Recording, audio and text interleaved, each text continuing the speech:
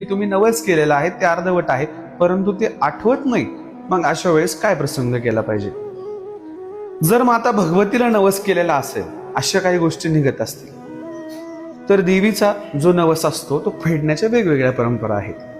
एक अहंकार स्वरूपी नवस जो आपण फेडतो तो दंडवत प्रदक्षिणा किंवा भगवतीला चाकरीची सेवा करून केली जाते.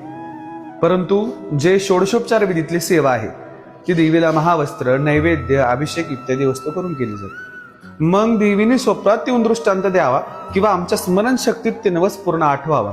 म्हणून देवी भगवतीचा जर नवस असेल तर माता जगदंबेला जवळपास जिथे मंदिर असेल तिथं पंचामृत स्नान व देवीची ओटी भरून एक श्रीफळ किंवा एक लिंबू जे आहे ते आपल्या उशाला रात्रीच्या समयी ठेवायचं आहे. भगवतीला प्रार्थना करायची की मी हे तुझा बाणा देवी नेतोय किंवा हे लिंबू जे आहे फळ स्वरूपात मी नेतोय, आपल्या शयन कक्षामध्ये ठेवायचं आणि त्या रात्रीच्या वेळेस तुम्हाला स्वप्न दृष्टांत होऊ शकतो किंवा दुसऱ्या दिवशी सकाळी उठल्यानंतर 10 मिनिटं मेडिटेशन केल्यानंतर तुम्हाला ते आठवणार.